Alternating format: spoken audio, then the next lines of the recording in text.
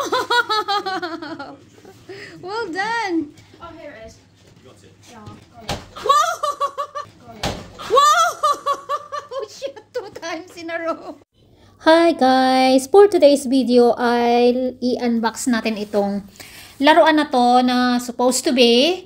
Binili namin to para sa birthday present ni Dwayne on December 17. So, nagkataon naman yung delivery ay nag-deliver na nandoon talaga si Dwayne sa baba. So, nakita niya. So, syempre, excited. Iniyakan niya. So, ayan. Buksan na natin. And never mind. Mag-ano na lang tayo ng ibang idea na naman.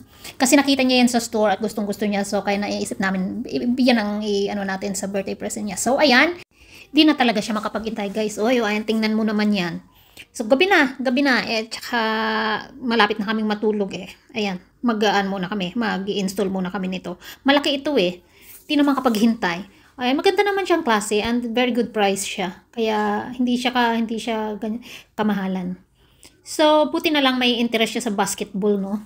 Si ate niya, may nagba-basketball, nagka-club siya, basketball club sa school nila every Tuesday morning. Ayan, oh, tuwang-tuwa. Sabi ko, yan ang birthday present mo sa sa birthday mo. Sabi niya, oh. Talaga mga kabataan ngayon, Diyos ko, matitinik pagdating sa mga ganito-ganyan. Ayan. Talagang hindi titigil yan hanggat hindi yan mabuo. At saka ayaw niyang may humawak na iba. Gusto niya siya lang. Tapos papainsulin ka na. Tingnan mo yan. Kahit hirap na hirap mag-pump ng ng bola. By the way, ang bola niyan guys ay magandang klase. Ay, dapat pala mag-i-English ako para maano ko, no? Yung parang, hindi naman ito promotion eh. Isang beses lang ako nakapromote ng toys. I mean, pinadalhan kami ng ng pre-toys. In-email muna ako, tapos sabi niya, kung gusto mong itong toys na to, yung Gillo Baby na robot. Tapos, bibigyan kami ng pre-toys. Akala ko ano-ano lang, tapos may pera, may involved yun na pera. Tapos, wow, totoo ba? Tapos sabi ni Dale, try! Sabi ko baka mamaya scam to. Try mo, wala namang problema kahit walang pera. Kung talagang papadalan ka ng toys, titiningnan ko yung toys na yun sa mahal din. Nasa din siya, nasa 18 pounds siya yun. So, pumayag ako. Ayun na, kahit free toys lang pera. So, talagang pinadalhan kami. At yun, i-review namin kahit i-check nyo pa sa mga video namin yung Gillo Baby. So, ayan, may bayad yun. Tsaka, may free toys. So, eto na nga guys. Oh, ayan na. Maganda siya. Madali lang siyang i-install kasi may mga number. Oh, ayan. Magaling siya guys. Magaling mag-shoot si Dwayne. I'm really glad na mahilig siya sa basketball. Lalo, kasi yung tatay niya hindi marunong basketball.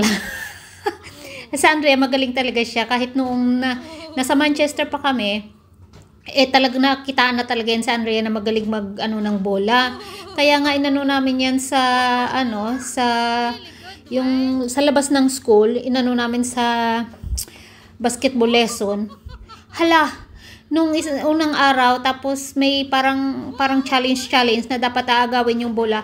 Naagawan siya ang pinakaunang naagawan ng bola. Aroy, iyak ng iyak. Uy, ayaw nang umulit. Ayaw na. Talaga, pinupush namin umuli. Magaling kang. Oh, tingnan nyo guys. Ayan o. Oh, 3 points by Anson. Gusto niya talaga malayo. 3 points. So, diba? So, ayan na. Worth it naman. Mura-mura lang yan. Hindi ko nga inakala na ganyan ang presyo niyan. Kaya ginrab na namin. Ayan, hanggang dito na lang. Bye!